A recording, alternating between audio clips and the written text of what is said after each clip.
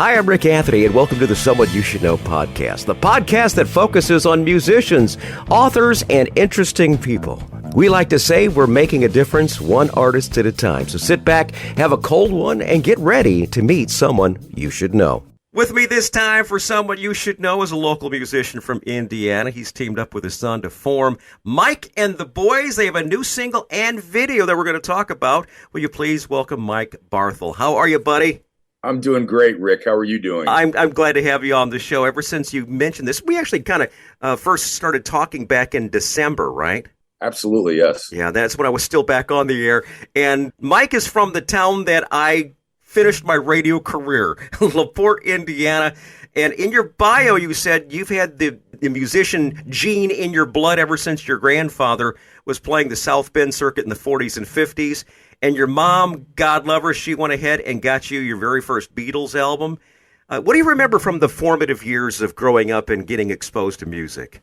Well, my grandfather, Dean Schmidt, had a band. I don't think he was playing any shows during my lifetime. I think it all happened previous to me being born. Mm-hmm. So it's all kind of I've seen pictures, but unfortunately I never was able to see him live. And I really couldn't appreciate, I mean, I knew him as a guy that, was a really kind of a strict grandfather. And I never really thought of him as like a cool musician guy, and mm-hmm. That was something that it took me a long time in life to realize, wow, he had another side to him. And all the people in the family would say how happy he was while he was playing.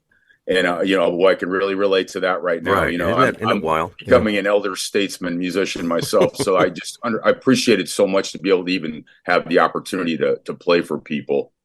But, So, my grandfather's, I really didn't realize that too much, but I knew it at a young age. My mom was always really encouraging music. I remember getting the record for Don McLean. Oh, Don McLean, American Pie. Don McLean album when I was like 5. Wow.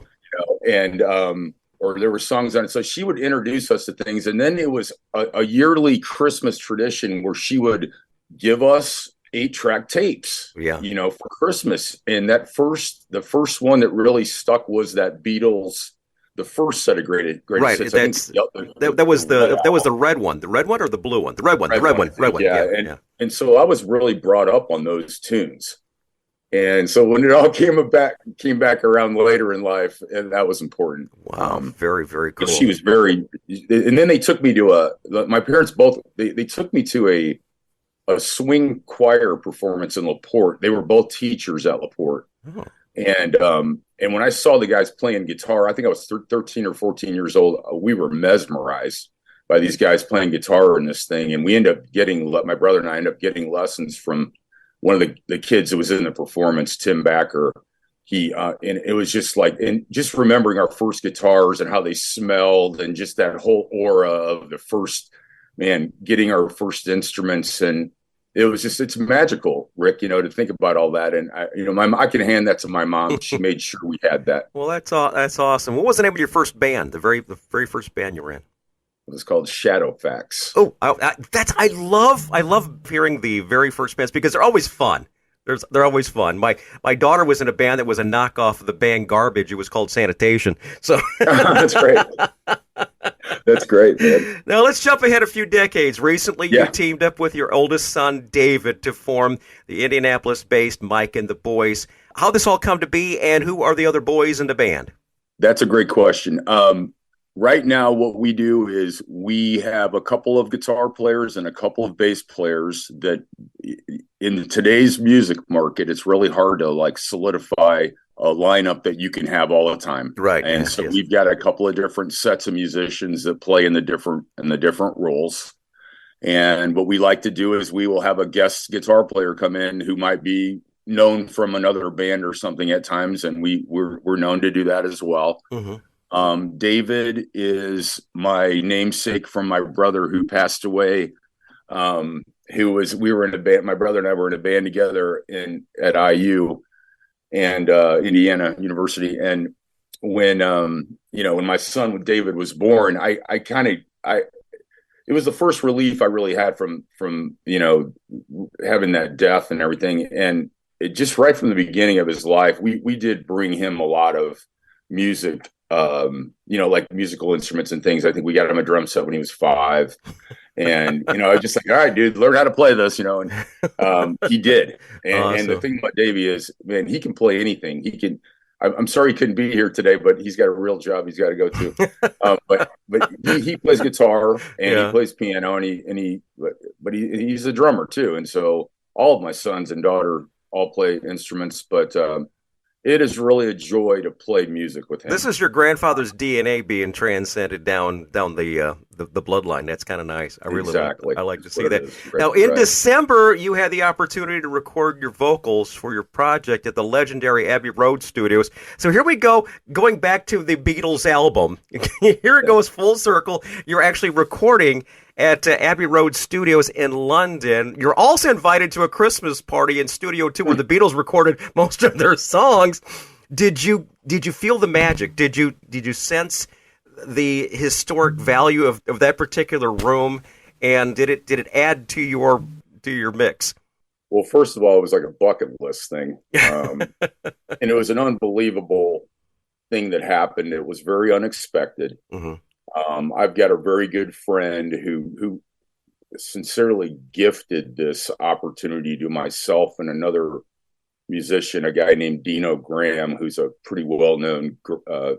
He's in the grass, the bluegrass field, mm-hmm.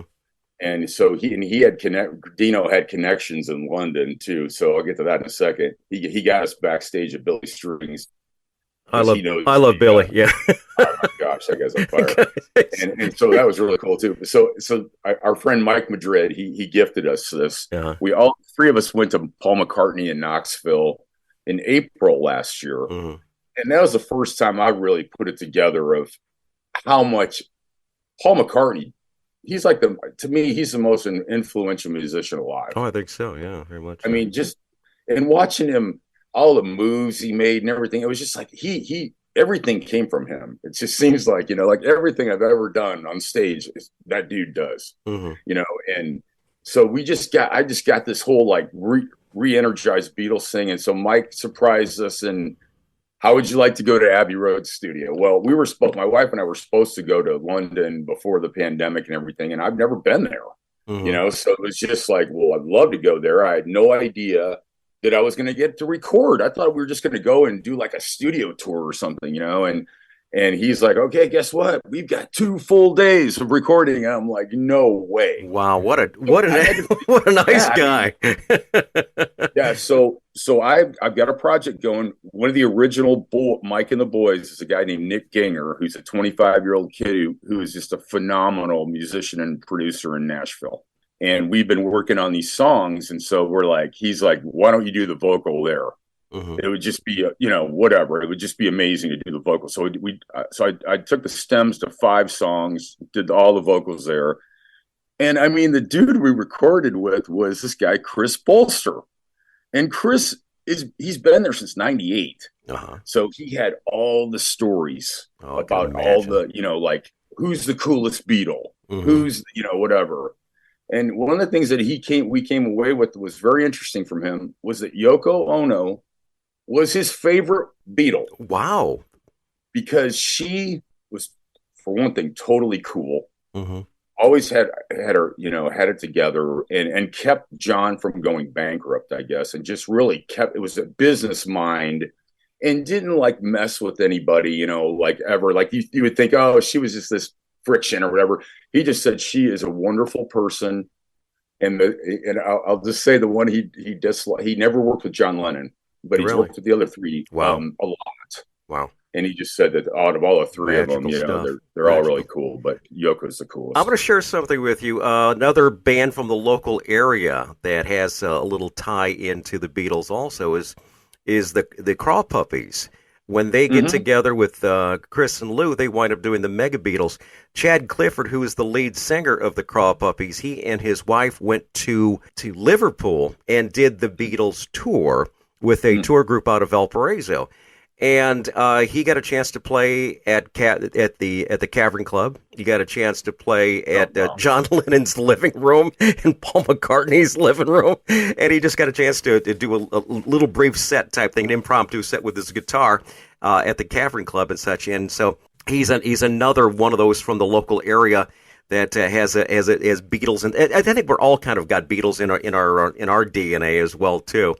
Let's move on a little bit and talk some music here. You've got a new single and video to accompany it. The song is called My Hometown. It pays homage to LaPorte, Indiana.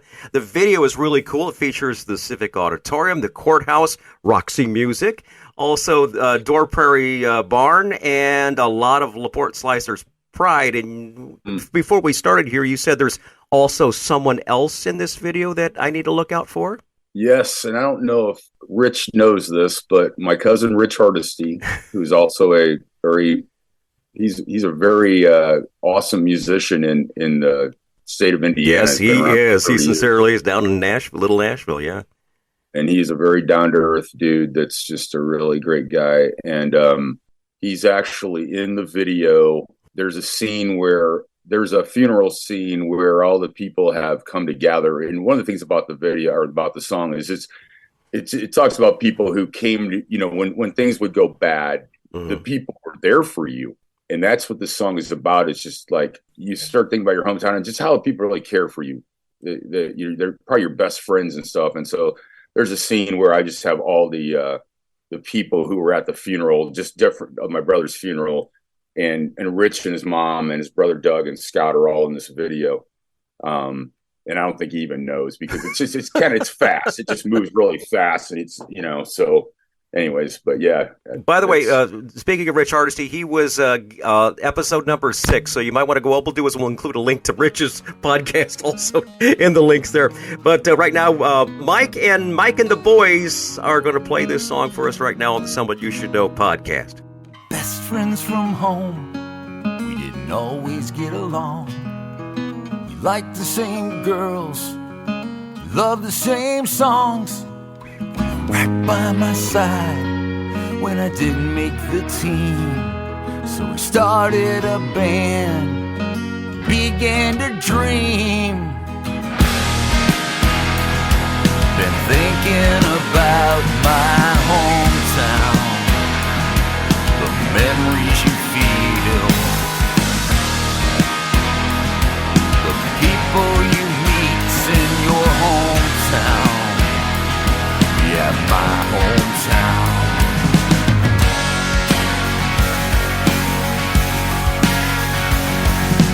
Mom made sure music was part of our lives. Dad made sure that we knew how to fight. They taught us the difference between wrong and right. Did their best to prepare us for life. I don't wanna wake up when they are in my dreams. When I open my eyes and no one's there. I knock on the door, pastor reveals God had taken their son from the field. Neighbors will rally, come to their side, shared the same fears and held them so tight. Been thinking about my hometown, the memories you feel, the people you meet in your hometown. Yeah, my hometown. Been thinking about my hometown,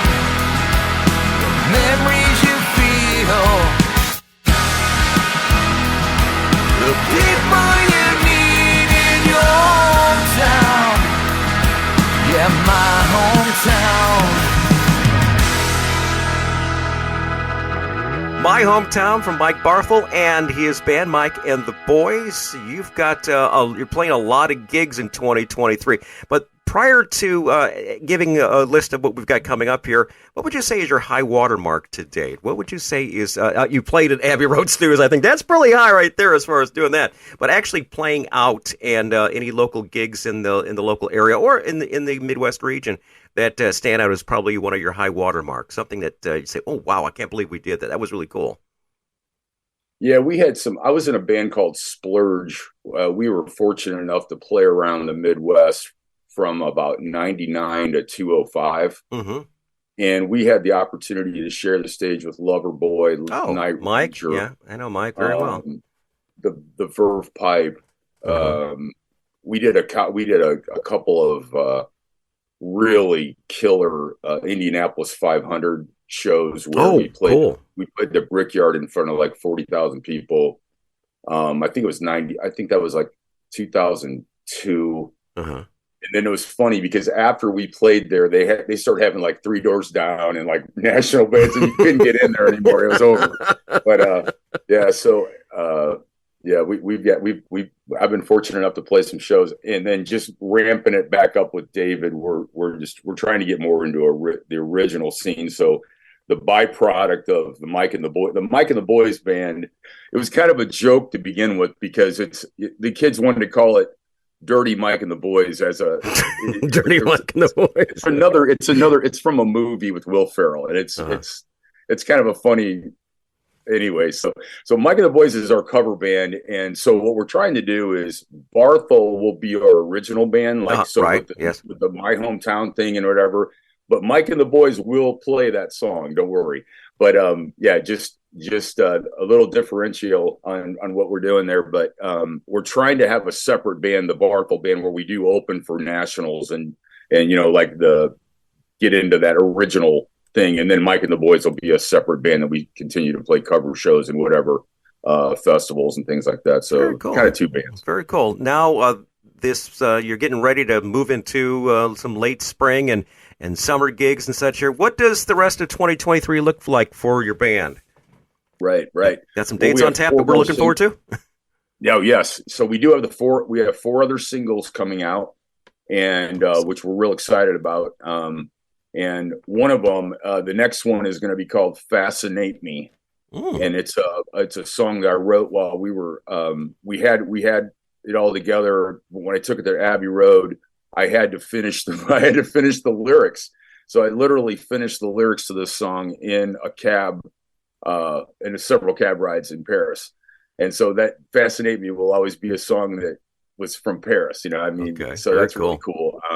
As far as live gigs we do have some cool live gigs. The one that I really like to point out is LaPorte, Indiana, at the Civic, where we filmed My Hometown, a lot of the My Hometown video. Right. We're going to be playing May 20th with I guess the biggest Queen tribute band out there, and they're from LA, and I guess they're just amazing. But the Civic, May 20th, okay. Mike and the Boys will be doing the opening set. And I know I've already talked to a lot of people that I know that are going to be there, and we're really fired up for that. Very good. And then we've got some pretty cool shows. Yeah, maybe you can come out, Rick, and be with us that night. That'd be cool. If you guys want to go to our website, it's just michaelbarthel.com, and then we've got all of our dates on there as well. We'll include all those in the show notes, sir, Mike. So that way they don't miss anything. What about social media links? Anything there too? Is that all tied into the webpage as well? Yeah. So I've got this thing now. I'm getting fancy with my socials here, Rick. It's called Linktree. Oh yeah, exactly. What I'll do is I'll include the Linktree. I'll include that. As a matter of fact, what I'll do is I'll include the QR code. QR. The QR. Yeah. I'm new to that QR stuff too. Me too. But yeah, man, that's a pretty nice way to do it. Linktree's cool. Linktree's cool. So what we'll do is we'll include that in the show notes also. So there you go. So everything you want to find out about Mike and the Boys, you can find in the show notes. Okay. But one thing we want to talk about next is one of the favorite things that we do on the podcast. It's called Tales from the Road. And Mike, you've had shows where everything went absolutely letter perfect, but those are boring. The ones that are always fun are the ones where things didn't go as planned. And those are the ones that you kind of think about now, after a beer or so, going, How in the heck did we survive that particular gig? So, Mike, the floor is yours. What would be your tales from the road? Well, I thought about this for a little bit because I know that there's been a few things that have gone awry. Let's just say that. I'm going to tell you I think my most unique story. We were playing, it was 2006, and we were playing in Angola, Indiana. Mm-hmm.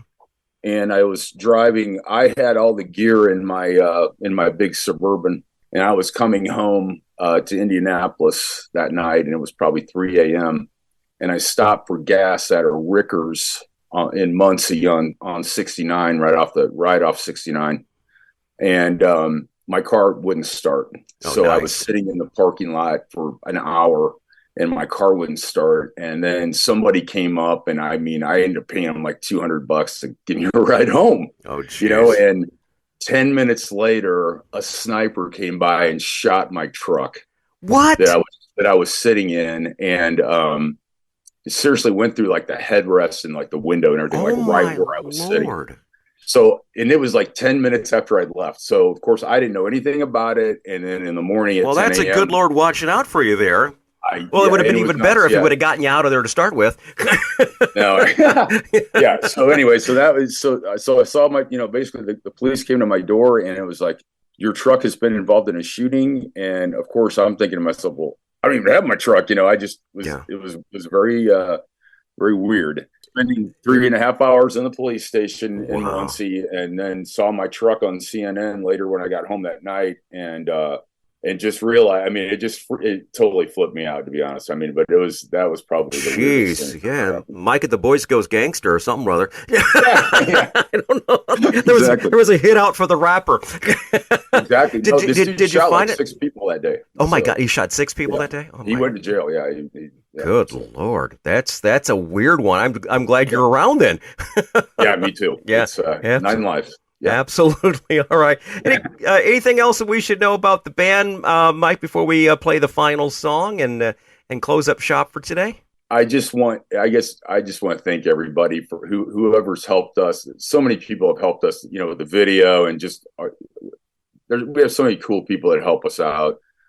Some of our fans and just people and the bar owners. I just want to thank everybody that's been on this journey so far. And I want to thank you, Rick, for having us. Oh, it's a pleasure. That's what the whole premise of the show is all about.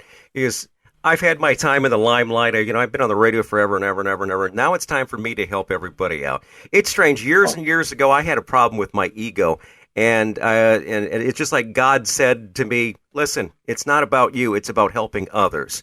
So I've basically been charged to do this, help others grow to become the stars. And, man, that's a great mission, man. Thank you for that. Well, the whole thing is, we're making a difference one artist at a time, and that's what that's our motto of our show is, and that's why we love to help individuals. Yeah, we could have Stevie Nicks on, or we could have whoever on, but the thing is, everyone knows them, and they don't need the additional help. With the bands like you are the ones we really try to help, and because I know a lot of people are getting sticker shock when they go and try to plunk down money to buy tickets to see their favorite bands, and it's $300 or more. There's so much local talent in your neighborhood, be it in San Francisco or Podunk, Iowa, wherever it might be. There's still great talent in the local area. Give them a chance before you plunk down a couple $100. That's all I'm saying. We're gonna close the show with another song of yours. This was your attempt at country music, a song called "Sing Me a Song." Can you give us who helped you on this song and the backstory? This is a song that I did with a producer, a pretty well-known producer guy, Tom Doherty, who was actually in the band Perry. The band Perry. Yeah, guitars for the Elms, and he's just a great dude. We did this a few years ago. We just never released it.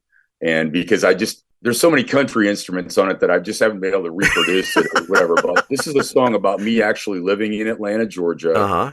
I had a girlfriend, and it's just a story about basically getting kicked to the curb and coming back home with my tail between my legs back to Indiana. Oh, great. Oh, real good. Sing Me a Song is the song we're going to close up the show. Mike, thanks so much for being on the podcast, man. We really do appreciate it. And we wish you and the boys great success for 2023 and beyond. Thank you so much, Rick. I really appreciate you, man.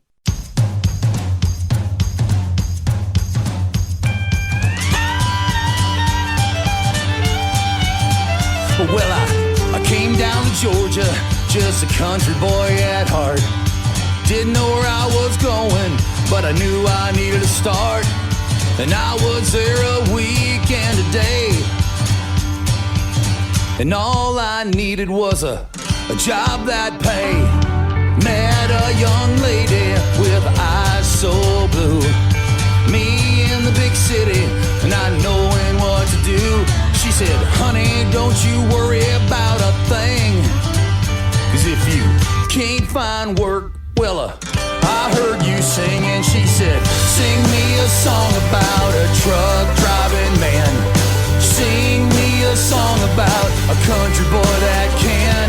Sing me a song about a little loving too. Won't you sing me a song about a country boy that's true? Things with that lady, see, they started getting old. And I grew tired of the silly stories that she told. She said, Yankee, won't you just go back home? But before she could finish, I was halfway out the door and started singing that song. Singing that song. Honey, I know you're mad. I'm gonna sing it for you anyway. Sing me a song about a truck driving man. Sing me a song about a country boy that can. Sing me a song about a little loving too. Won't you sing me a song about a country boy that's true? Well, I jumped in my truck about 4:30. You see that little southern thing, she called the cops on me before. Cruising up the highway on I-75. Sure enough, those colored lights were firing up the sky. The sheriff asked me, boy, what you in such a hurry for? Wait a minute, I know you. Don't you play guitar? And I started.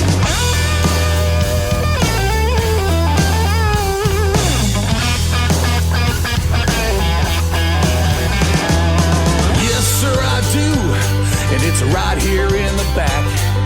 And if I play you a song or two, will you please cut me some slack? And he said, I've got this one request. It goes something like this. Sing me a song about the sky turned blue. Sing me a song about a lover that is true. Sing me a song about any old thing. Won't you sing me a song like you do that makes me wanna sing? And as I jumped in my truck and crossed over to my home state of Indiana and started singing a song about a truck driving man. Singing a song about a country boy that can. Sing me a song about a little loving too. Singing a song about a country boy that's true. Hi, this is Rick Anthony, thanking you again for listening to this episode of Someone You Should Know. Now, if you're an aspiring musician or an established musician that's looking for a little exposure, I invite you to drop us a line at Someoneyoushouldknowpodcast@gmail.com. That's Someoneyoushouldknowpodcast@gmail.com. Also, I invite you to tell a friend about the Someone You Should Know podcast.